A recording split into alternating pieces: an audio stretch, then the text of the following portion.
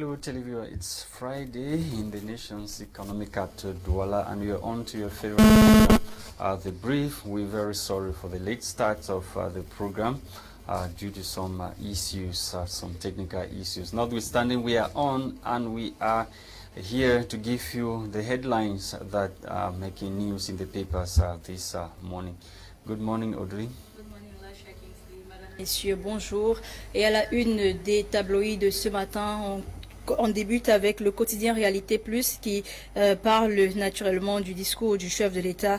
Et au journal de titré, le père Paul Biya invite ses enfants à plus de dynamisme, de solidarité, d'inventive, de responsabilité pour l'émergence du Cameroun. Le même journal parle du Chan 2020. Bravo aux policiers, gendarmes et militaires. C'était dans le discours du président Paul Biya. On poursuit avec le Messager qui parle également du discours du chef de l'État hier à la jeunesse camerounaise. De la poudre aux yeux, d'après le Messager, attendu sur le terrain des opportunités à offrir aux jeunes pour assumer leur statut de fer de lance de la nation. Le président de la République a servi du réchauffé au Cameroun. La suite de cette information est à lire à la page 3 du Messager. On poursuit avec le quotidien qui se focalise également sur le discours du chef de l'État et parle également du fait que près de 5000 réfugiés nigériens vont quitter le Cameroun du 27 février au 7 mars 2021.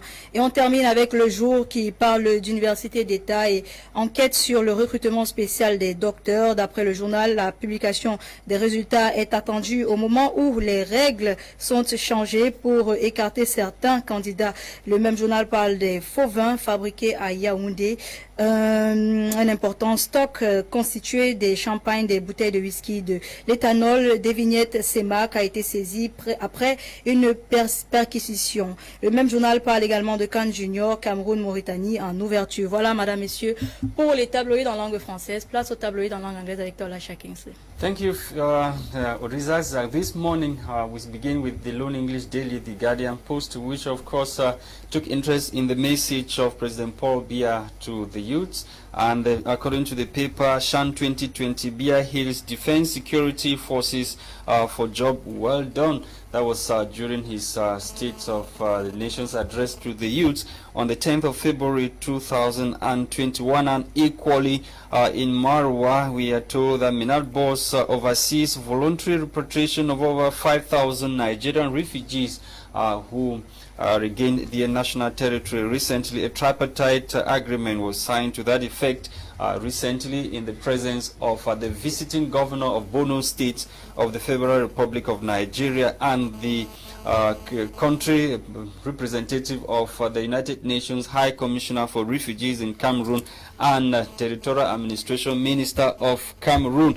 And the Guardian Post also took interest in this court case, the court case between the Mukete's family. The paper said Ndoki Mukete drags from Mukete to court over family property. According to the Guardian Post, one of the eldest sons of the late Fon Abel Mukete II, Prince Esuka Ndoki Mukete, has taken the Baful by surprise by engaging a legal battle against his eldest brother. The revered state man, Senior Fon Mukete, according to the paper, is dragging or has been taken to court by his half-brother, confirming news of this decision to sue the former Fon of the Baful, Prince Ndoki Mukete, to the Guardian Post newspaper that he is heading to court to get clarifications on issues relating to the late father's will on the management of family property. You can get details of that story in this edition of the Guardian Post newspaper on page 3. And let's leave the Guardian Post. And Emergence this morning also took interest in the states of, or the address delivered by President Paul Biya on the 10th of February to the youths in Cameroon. All the details about the speech of President Paul Biya in this edition of Emergence newspaper, which says the speech of President Paul Biya has been received or is not well received by certain class in Cameroon. As you can see on your screen, with this headline, Le discours de Paul Biya passe mal, title Emergence newspaper. And fighting insecurity in the nation's economic capital, Douala, security rates multiply as recently some explosions were heard in a neighborhood in Douala. We're talking about Bepanda, where those who were fabricating explosives were rounded up by security forces after an explosion was heard, wounding the two individuals who died later on. We end with the Median newspaper. The Median this morning revisit the tripartite accord sealed recently by the visiting Nigerian governor of Borno State and the Territorial Administration Minister of Cameroon in the presence of the United Nations permanent representative of UN High Commissioner for Refugees in Cameroon to see the voluntary return of over 5,000 Nigerian refugees who have been in Cameroon since 2013. And Paul Atanganji, Wednesday in Marwa, according to the paper, Marwa, Far North region of Cameroon, pinned a tripartite accord with the visiting governor of Nigeria's Borno State and resident UNHCR representative in Cameroon towards the voluntary repatriation of some over 5,000 Nigerian refugees, like I earlier mentioned. And the paper this morning is also wondering or questioning what is behind the visit of Samuel Eto'o to the region. What is behind his tour of the regions, as we've seen Samuel Eto'o touring some regions of the country recently. We are back in the studio to continue with the discussion. Our guest, Mrs. Yembel, is already with us in the studio. Bonjour une fois de plus, madame. Bonjour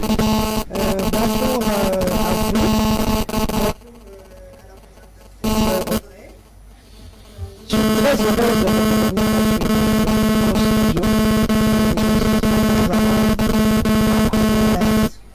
Ok, Audrey, let's kickstart. Oui, naturellement, on va commencer avec le discours du chef de l'État. Je suppose que nous avons tous, en tant que jeunes Camerounais, on a tous écouté ce que le chef de l'État a dit par rapport à la consolidation du Cameroun, appeler les jeunes à plus de responsabilités et tout. Qu'est-ce que vous pouvez dire par rapport à son discours? Par rapport au discours du président, j'ai retenu beaucoup de choses. Le président a parlé de la charte qui vient de se dérouler, il a parlé de la CAN 2022 qui arrive, il a parlé de la sécurité, il a parlé des jeunes surtout, il a encouragé les jeunes à aller de l'avant, à ne pas se décourager. Il a parlé de ces hommes en tenue qui sont au front, qui se battent pour que le Cameroun reste debout. Il a aussi parlé des projets qui avaient été mis en place pour les jeunes et il a exhorté les membres du gouvernement à faire en sorte que ces projets soient menés à bien pour que les objectifs, autant pour moi, de ce projet soient atteints. Il a aussi parlé de ceux qui détournent ces projets, en les mettant en garde pour que cela ne se reproduise plus. Voilà à peu près ce qu'il a dit dans son discours. En tout cas, son discours était-ce ce à quoi vous vous attendiez en tant que jeune Camerounaise? En tant que jeune, disons que ce discours, L'émergence, le discours du président Paul Biya tombe mal, ça passe mal. Ça passe mal. Oui, pour certains, ça passe mal. Ça dépend de quel angle on est quand on perçoit le discours du président de la République. C'est vrai que depuis beaucoup d'années déjà, le président tient des discours et il met des programmes en place, comme par exemple le programme triennal jeune qu'il avait mis en place. Et là maintenant on parle de la stratégie de développement, la stratégie nationale de développement 2030 qui est mise en place et qui intègre les jeunes dans ce programme. Mais sauf que quand le président de la République tient ses discours, lui il tient des discours, il donne des orientations, une vision, mais ses collaborateurs ses collaborateurs ne vont pas toujours dans le sens de ce qu'il veut, ce qui fait que les gens sont un peu fatigués. On a l'impression que les programmes mis en place par le président de la République ne sont pas suivis. Il y a une minorité. Qui choisit ses collaborateurs? Ça ne donne pas. On accuse que le chef. Oui, effectivement, quand ça ne donne pas, effectivement, il faut accuser le chef parce que c'est lui qui impulse une dynamique à ceux qui doivent implémenter ces programmes. Donc c'est pour ça qu'on accuse le chef. On a aussi l'impression qu'il est un peu, je sais pas, il est passif. Il demande de faire quelque chose, mais il ne suit pas. Il ne suit pas, il n'est pas regardant sur ce qui est fait, et c'est même collaborateurs qui ne respectent pas ce que le président leur demande. C'est eux qui écrivaient le discours du président. Many youths have raised this issue of double nationality. The president said in his speech that they should go and conquer the world, come back and invest in Cameroon. There are some people that, for them to succeed out there, they decided to give up their nationality to take of other nationality. How would they come back and invest in Cameroon when the bill on dual nationality has not been, taken in Parliament or approved? Oui, déjà il faut interroger quel est le type de la diaspora que le président à qui le président demande de revenir au pays, parce que dans cette diaspora-là, nous avons ceux qui sont partis avec des bourses. C'est-à-dire l'argent du contribuable camerounais les a amenés à partir, ils ont obtenu des bourses, ils sont partis. Nous avons la diaspora qui est partie d'elle-même par voie normale. Nous avons une autre diaspora qui est partie peut-être par voie maritime, comme on dit. Ils sont allés se chercher. Quel est le type de diaspora à qui le président demande de revenir? Et même s'il faut que ces jeunes reviennent maintenant, est-ce qu'il y a un cadre institutionnel qui les permet de revenir au pays? Je ne pense pas. Il y a ce problème de double nationalité. Il y a que quand les jeunes, ces jeunes-là reviennent même au Cameroun avec des projets, avec des investisseurs pour pouvoir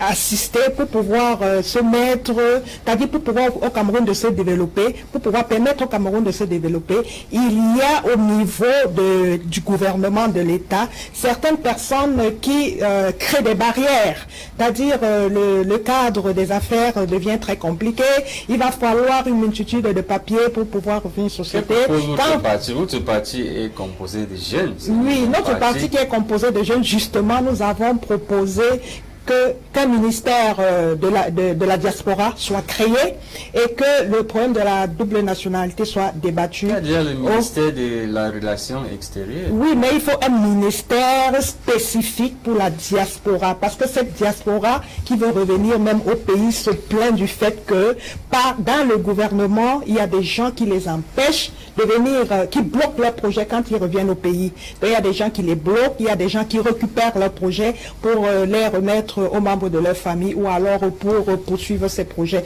Donc il faut un ministère spécifique pour la diaspora, parce qu'il y a eu ce problème qui s'est posé en Inde par exemple. Il y avait une diaspora qui était en conflit avec le gouvernement indien, et qu'est-ce que le gouvernement indien a fait? Ils ont créé un ministère de la diaspora qui a permis, avec un cadre institutionnel, qui a permis à cette diaspora indienne de repartir, de rentrer, investir dans leur pays. Donc il faudra que ce soit fait au Cameroun. Et on a aussi vu en Chine, les hommes d'affaires chinois ont ce qu'on appelle une carte verte, donc il leur permet d'aller et revenir. Or, ceux qui ont la double nationalité au Cameroun, qu'est-ce qu'ils font?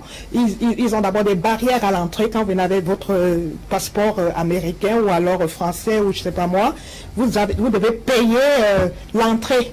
Il y a les autres qui entrent dans notre pays n'importe comment. On voit les Français, les autres. Oui, ce sont les Français. Sans même le visa. Oui, ce sont les Français. Donc, ce sont les Français.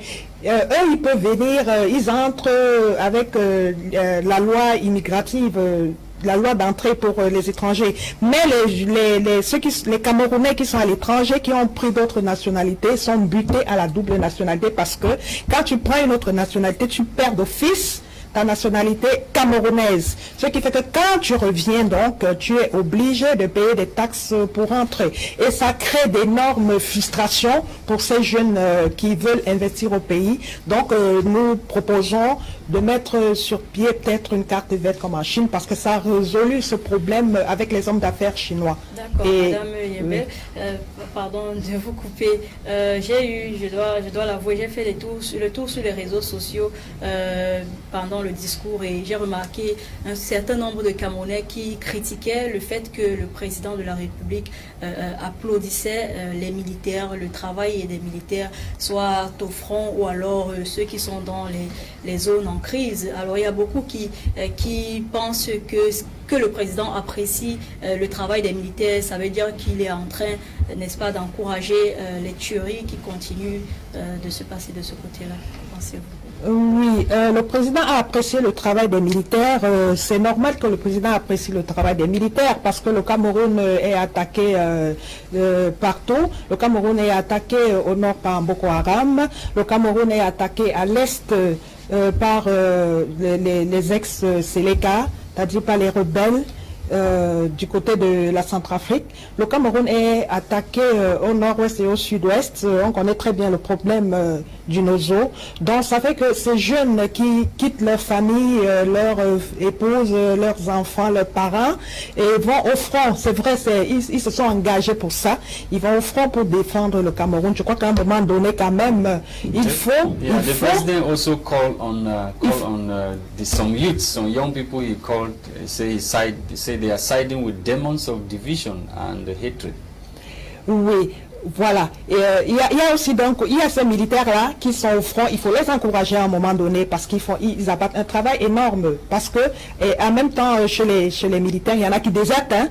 Il y en a qui désertent. Mais quand ils décident de défendre le pays, il faut que le président les encourage. Bon, maintenant, pour ceux qui sont en acquaintance, comme a dit le président, avec les démons de la division.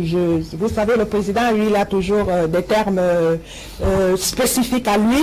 Hein. Il a souvent parlé des oiseaux de mauvais augure. Il a parlé, là, on le dit, des apprentis sorciers. Et là, il a parlé des démons de la division. Bon, je crois qu'il s'adresse à ces jeunes, peut-être de la diaspora, qui revendiquent c'est leur droit, mais d'une manière très brutale. C'est-à-dire en cassant nos ambassades, en agressant leurs compatriotes, en montant vision et voilà. Je pense que c'est de ces jeunes qu'il parle. Il les invite d'ailleurs à rentrer au pays pour le construire. Donc voilà un peu. Thank you, Madam. We've finally come to the end of the program. Though it was very short, but thank you for your insight on today's program. Merci, je suis très honorée d'être revenue dans vos studios et j'espère revenir très prochainement. Naturellement. Madame, Messieurs, merci d'avoir été des nôtres. C'était des briefs pour vous rester scotchés pour plus sur My Media Prime Television. Thank you, televiewers, for watching. The program was produced by Tebon Christian, and for presentation, we've been Audrey Zags and myself, Lasha Kingsley. Bye-bye.